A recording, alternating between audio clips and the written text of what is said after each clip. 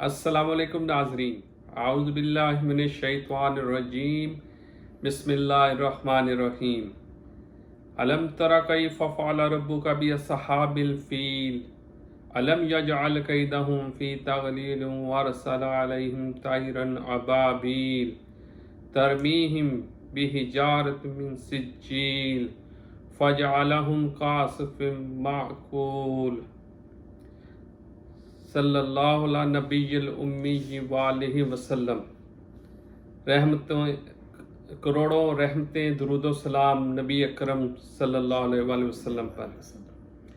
الحمدللہ آج یہاں پر رمضان المبارک کا 5واں روزہ ہے، اور آج کی اس نشست میں میں نے سورۃ فیل کی تلاوت کا شرف حاصل کیا۔ اس نشست میں میرے ساتھ حسب معمول پروفیسر محمد رفیق خان صاحب موجود ہیں۔ ہم ان سے سورۃ فیل کے حوالے سے یہ گفتگو کریں گے، اور آپ کا بہت شکریہ، آپ کی طرف سے جو رسپانس مل رہا ہے، آپ اس حوالے سے ہمیں یہ بار بار کہہ رہے ہیں کہ اس کو ہم جاری رکھیں، تو انشاءاللہ تعالی میں آپ کو یقین دلاتا ہوں کہ ہم اس سلسلے کو انشاءاللہ رمضان المبارک کے دوران جاری رکھیں گے، اور اس کے بعد بھی وقتاً فوقتاً جو قرآن کریم کی صورتوں کے حوالے سے جو ان کے فضائل ہیں، جو ان کے شان نزول ہے، اس کے حوالے سے ہم پروفیسر محمد رفیق خان صاحب سے گفتگو جاری رکھیں گے اپنی۔ السلام علیکم پروفیسر صاحب۔ وعلیکم السلام ورحمۃ اللہ وبرکاتہ۔ ماشاءاللہ آج پانچواں روزہ جی الحمدللہ مکمل ہوا ہے، تو میں نے سورۃ فیل کی تلاوت کا شرف حاصل کیا ہے الحمدللہ اللہ تعالیٰ کے فضل و کرم سے۔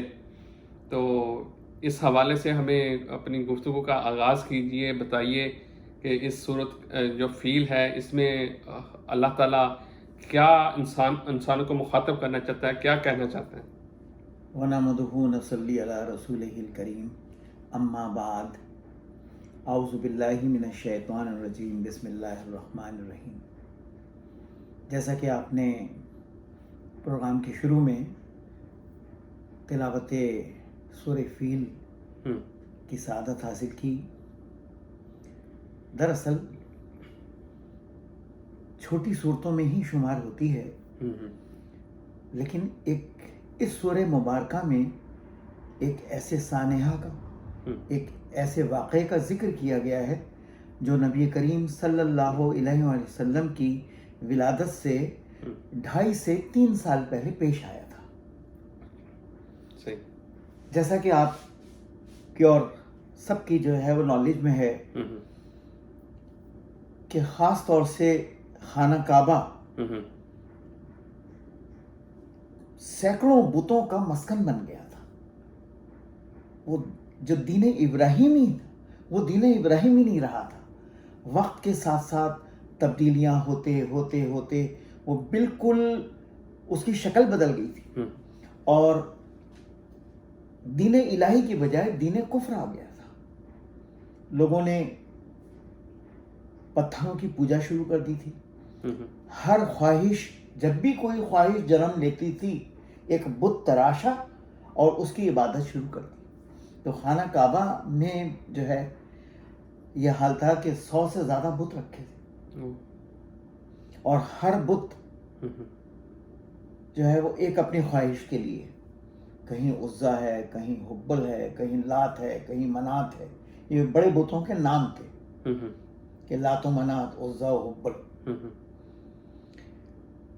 تو دین ابراہیمی صرف اس حد تک رہ گیا کہ کچھ لوگوں میں انسانیت تھی، وہ بتوں کی پوجا نہیں کرتے تھے، اور معاملات میں وہ کھڑے تھے۔ کچھ افراد ایسے پائے جاتے ہیں، چند ایک جو ہے وہ، لیکن پورے عرب کا یہی حال تھا، معمول بن چکا تھا۔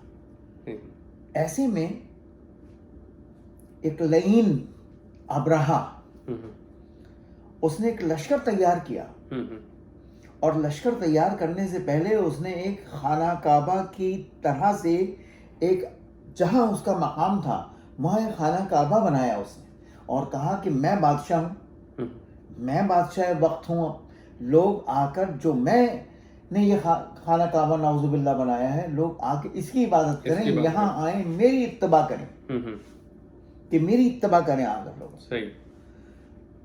اس نے نعوذ باللہ شیطانی خیالات آئے، اس نے کہا کہ لوگ تو ایسے نہیں آ رہے، لوگ تو ایسے نہیں جا رہے میرے کعبے کی طرف، تو نعوذ باللہ میں اس کعبے کو ڈھانے کے ارادے سے جو ہے وہ نکل کھڑے، وہ لشکر لے کر، لاہو لشکر کے ساتھ.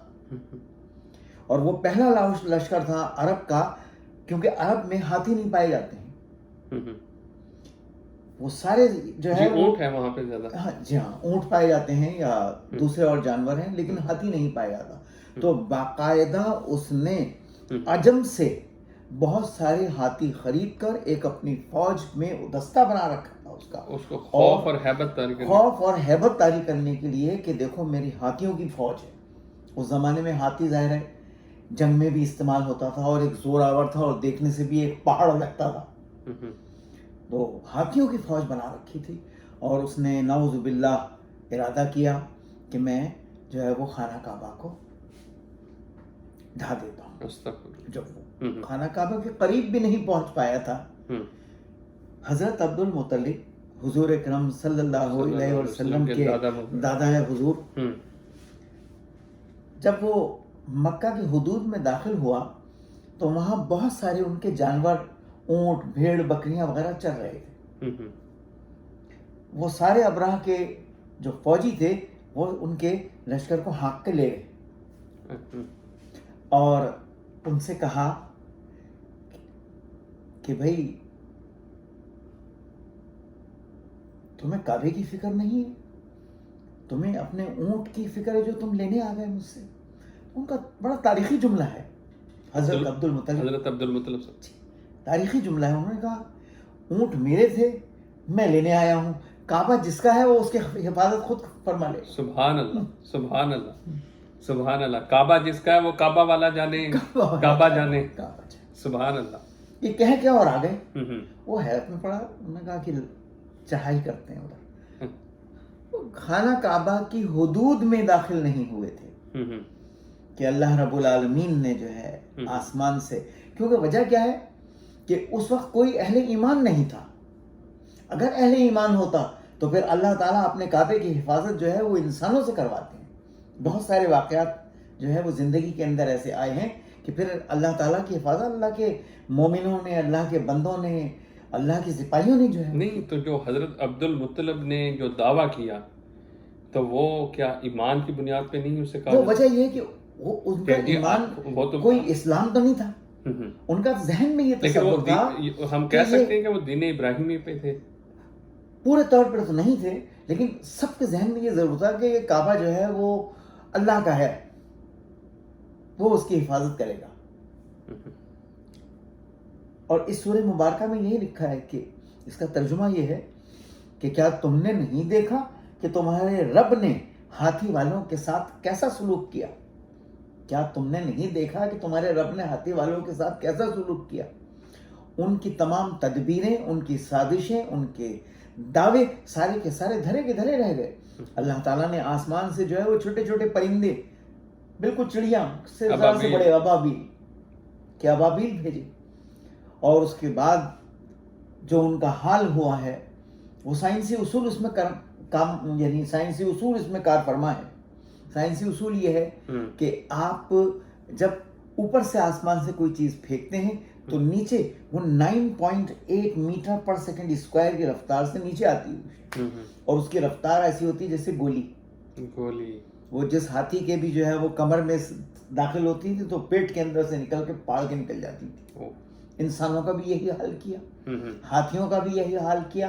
اور وہ ایک ایسا کر دیا، اللہ تعالیٰ فرماتے ہیں اس میں کہ جیسے کھایا ہوا بھوسا نہیں ہوتا جو ہے ادھر ادھر جو ہے وہ گائے بھینسے کھانے کے بعد، ان کا وہ حال جو ہے وہ کیا اللہ رب العالمین. خانہ کعبہ کو اللہ نے محفوظ چھوٹے چھوٹے پرندوں سے جو ہے وہ کرایا. بعد میں پھر ایسے بہت سارے واقعات ہوتے رہے کہ خانہ کعبہ میں باقاعدہ جنگیں ہوئی ہیں، خانہ کعبہ میں جو ہے وہ گولیاں چلی ہیں. اور ایک واقعہ تو آپ کی میری زندگی کا ہے سر، کہ آپ کی میری زندگی کا ہے کہ ایئر مجھے یاد نہیں، جنرل محمد ضیاء الحق کا دور تھا. میں اس وقت چھوٹا تھا جی. ہاں مجھے یاد ہے، اس لیے میں بتا رہا ہوں. وہ ہم تو جنرل محمد ضیاء الحق کا دور تھا. خانہ کعبہ پر جو ہے وہ کچھ لوگوں نے جو ہے وہ قبضہ کر لیا. ہاں میں نے سنا ہے کہ پاکستان وہ آرمی نے میں جو ہے وہ مجھے یاد ہے، وہ میں شیئر کرتا ہوں. وہی تو کہاں ابابیلوں سے کام لیا تھا اور کہاں پھر اللہ کے سپاہیوں سے کام لیا. قبضہ کر لیا اور انہوں نے اس کے تمام لوگوں کو نکال کر اور اس پہ قابض ہو گئے. سر 3 گھنٹے کے بعد الحمدللہ پاکستانی کمانڈوز جو ہے وہاں موجود تھے اور وہ سب تمام مسجدوں پر ہیلی کاپٹرز کے جو گنبد ہیں ان گنبدوں پہ ہیلی کاپٹر سے اتارا گیا، وہ اس کے زینے سے نیچے آئے ہیں. اور اس کے بعد انہوں نے جو ہے وہ سر جو ہے وہ بہت تاریخی جو ہے تاریخی آپریشن، ہمارے ہوش و حواس کی بات. جی تاریخی آپریشن تھا. اور اس میں پاکستانی فوج نے جو حرم پاک سے ان کی محبت ہے، جو ان کی جذباتی وابستگی ہے، دلی لگاؤ ہے، اس کا بھرپور اظہار کیا. بالکل کہ وہاں جا کے انہوں نے وہ کہتے ہیں کہ دل میں جو تڑپ پیدا ہوئی کہ بھئی ہمارا خانہ کعبہ ہمارا، اور وہ وہاں پہ ایسی صورتحال ہو، تو وہاں جا کے انہوں نے اپنی نہ صرف اپنی نمائندگی کی بلکہ پوری امت مسلمہ کی نمائندگی. پوری امت، کیا ماشاءاللہ، بالکل صحیح. اور سیاسی اختلافات اپنی جگہ پر، لیکن اس میں جو ہے وہ پرویز مشرف کا بھی بہت بڑا کردار تھا کہ وہ اس کمانڈو کو لیڈ کر رہے تھے جی، کہ لیڈ کر رہے تھے اس وقت وہ کمانڈو. اور وہاں چند گھنٹوں کے اندر اندر جو ہے وہ انہوں نے تمام کو جو ہے وہ جہنم رسید کیا اور خانہ کعبہ میں دوبارہ جو ہے وہ پھر اپنے ہی سپاہیوں نے جو ہے وہ طواف شروع کیا. اور اچھا ماشاءاللہ اس کا آغاز دوبارہ جو طواف کا آغاز ہوا وہ پاکستانی آرمی نے جو ہے کیا. سبحان اللہ. تو پھر جب کبھی ایسا وقت آتا ہے تو پھر اللہ تعالیٰ اپنے مجاہدوں سے یہ کام لیتا ہے. تو یہ اصل میں اس سورہ مبارکہ کا جو کانسیپٹ ہے وہ یہی ہے کہ خانہ کعبہ ہو، مسجد نبوی ہو یا ہماری مساجد ہوں، یہ اللہ کے گھر ہیں. یہ اللہ کے گھر ہیں. اللہ اپنے گھر کو کبھی جو ہے وہ مٹنے نہیں دیتا. اور ایک اس حوالے سے ایک بات اور کہہ دیں، قیامت سے پہلے تمام مسجدیں، خانہ کعبہ اور مسجد نبوی یہ آسمان پر ایسے کہ ایسے ہی اٹھا لی جائیں گی تمام، اور یہ وہاں محفوظ رہیں گی باقاعدہ. چھوٹی سے چھوٹی مسجد بھی اور بڑی سے بڑی مسجد بھی، سب اللہ کے گھر وہاں محفوظ رہیں گے. تو یہ ایک اللہ اپنے گھر کی حفاظت پہ جو ہے وہ اس طریقے سے کرتا ہے. چاہے کعبے کی حفاظت کے لیے پھر وہ پرندوں سے کام لے اہل کفر کے زمانے میں، اور جب اہل ایمان کا دور ہو تو پھر وہ انسانوں سے، سپاہیوں سے، اپنے مجاہدوں سے اور جو ہے وہ اپنے بندوں سے جو ہے وہ یہ کام لیتا ہے. تو ہمارے لیے اس میں سبق یہی ہے کہ ہم اللہ کے سپاہی بن، ہماری سوچ یہی ہو کہ ہم اللہ کے سپاہی ہیں، ہم اس کے بندے ہیں. وہ ہمارا مالک ہے، وہ ہمارا آقا ہے. اس کا فرمان ہمارے لیے جو ہے وہ حرف آخر ہے، اور اس میں ہم جو ہے اپنی جان، تن، من، دھن، اپنے ہر چیز کی قربانی دینے کے لیے جو ہے وہ تیار رہے کہ کسی کی مجال نہیں کہ ہمارے کعبہ کی طرف دیکھ سکے، کسی کی مجال نہیں کہ کوئی انگشت نمائی جو ہے وہ مسجد نبی کی طرف کر سکے، یا نبی کریم صلی اللہ علیہ وآلہ وسلم آپ کے، ہمارے ماں باپ، ہماری اولادیں، ہماری نسلیں آپ پر جو ہے وہ نثار ہوں. تو ظاہر سی بات ہے کہ ہم تو یہی ہمارے لیے اس میں سبق ہے کہ جب ابابیل تھیں، ہم ابابیل بن کر جو ہے وہ اللہ کے گھر کی حفاظت کریں. سبحان اللہ، سبحان اللہ. اور یہ شرف بھی جو ابابیل کے بعد جو خانہ کعبہ کی حفاظت اور وہاں سے جو قبضہ کرنے والے، جس طرح اب ابراہا آیا تو اس کے دور میں اللہ تعالیٰ نے ابابیل بھیجے. تو جب اب ریسنٹلی جیسے خان صاحب بتا رہے ہیں کہ خانہ کعبہ پہ طواف رک گیا، تو پھر اللہ تعالیٰ نے پاکستان آرمی کو وہ شرف بخشا کہ پاکستان آرمی وہاں پہ پہنچی. انہوں نے وہاں پر پہنچ کر اس کا آپریشن کیا، اور چند گھنٹوں میں وہ طواف کا جو سلسلہ رک گیا تھا، موقوف ہو گیا تھا، اس کو دوبارہ انہوں نے بحال کیا ان کا، اور اس کا آغاز بھی خود کیا. ماشاءاللہ یہ بہت بڑی سعادت کی بات ہے. اور واقعی دیکھیں الحمدللہ پاکستانی عوام کی، پاکستانی افواج کی بے شک سر. جو ہمیں بیت اللہ شریف اور حرم نبوی صلی اللہ علیہ وسلم مسجد نبوی کے حوالے سے جو ہماری دلی وابستگی ہے وہ کسی سے ڈھکی چھپی نہیں ہے. ہم اپنی اس کا بار بار مرتبہ اظہار کرتے ہیں. ابھی پچھلے دنوں آپ کے علم میں ہوگا گزشتہ دنوں عمران خان نے ایک مرتبہ پھر مغرب کو مخاطب کرتے ہوئے کہا ہے اور انہیں کہا ہے کہ آپ ہولوکاسٹ کی طرح جو نبی کریم صلی اللہ علیہ وسلم کی جو شان میں بار بار جو آپ ہرزہ سرائی کرتے ہیں اس کے خلاف کوئی قانون سازی وہاں پہ کی جائے. اصل میں واقعہ بالکل یہی ہے، سیم اسی طرح ہی ہے جی. ہم یہاں پہ رہتے ہیں تو یہاں پہ لوگ جو ہماری اپنے نبی کریم صلی اللہ علیہ وسلم سے محبت ہے اس کا وہ پیمانہ ہی نہیں، وہ اس کو جانچ ہی نہیں سکتے. بالکل اس کے کوئی پیمائش ہے ہی نہیں. کوئی جو ہماری محبت کہیں ناپی جاتی ہے نہیں، محبت نہیں ناپی اور جاتی، جذبات کہیں ناپے جا سکتے. تو یہاں پہ تھوڑا سا ڈیفرنٹ ماحول ہے. جو عمران خان کہتے ہیں کہ انہیں سمجھانے کی، انہیں بتانے کی ضرورت ہے کہ ہمارا مقصد ہے انہیں بتانا کہ آپ یہ جو کرتے ہیں اس سلسلے میں آپ بالکل ہولوکاسٹ کی طرح، جس طرح آپ اس پہ اپنی ایک پابندی لگائی ہے، اسی طرح اس سلسلے کو بھی روکا جائے. انشاءاللہ تعالی ہمیں امید ہے کہ جس طرح عمران خان، طیب اردوان اور دیگر جو مسلم حکمران ہیں وہ جب کریں تو انشاءاللہ تعالی اس کے مثبت نتائج سامنے آئیں گے انشاءاللہ تعالی. اور سب سے بڑی بات یہ ہے کہ مسلمانوں کی آبادی 1.5 ارب کے قریب ہے دنیا میں. کسی مسلمان نے، سنگل مسلمان نے آج تک کبھی کسی جو ہے غیر مسلم کے لیے کوئی لفظ نکالے ہوں تو ہمیں بتا دے. ہمیں ہمارے پیارے نبی صلی اللہ علیہ وسلم کے لیے جب کوئی غلط لفظ ادا کرے گا تو ظاہر سی بات ہے، ہم نے عرض کیا کہ ہماری جانیں جو ہے وہ آپ پر نثار ہیں، تو ہم پھر ان جذبات کو اپنے قابو نہیں کر سکتے. تو یہ ہے کہ وہ بھی اس معاملے میں اپنے آپ کو کہتے تو ہیں کہ بہت زیادہ جو ہے وہ وسیع القلب ہیں، بہت زیادہ وسعت رکھتے ہیں، بہت زیادہ ترقی کر لی ہے. تو اپنے ذہنوں کی وسعت میں بھی تو ترقی کریں کہ کسی کے دین، کسی کے ایمان، کسی کے پیغمبر، کسی کے نبی، کسی کی امید جو ہے ان کو تو جو ہے ان پہ تو طنز و مزاح نہ کریں. سبحان اللہ. انہوں نے بہت اچھی کہ ہمارے نبی ہماری امید ہیں اور ہم اپنی امید کو کیسے فراموش کر سکتے ہیں، کیسے ان سے منہ موڑ سکتے ہیں، کیسے ان سے روح گردانی کر سکتے ہیں.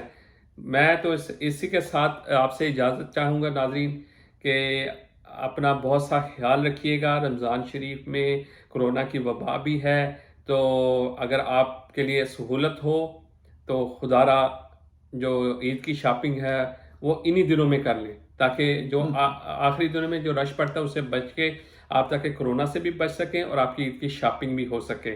یہ ہمارا آج کا میسج ہے آپ کے لیے. آپ انشاءاللہ تعالیٰ امید کرتے ہیں کہ آپ اس پر عمل درآمد کرتے ہوئے اپنے خاندان کی اور اپنے ملک و قوم کی حفاظت کا فریضہ سر انجام دیں گے. اسی کے ساتھ ہمیں اجازت دیجیے، آپ سے اگلے ویلاگ میں ملاقات ہوگی. اپنا خیال رکھیے گا، اپنے اس چینل کا بھی. اللہ حافظ. اللہ حافظ.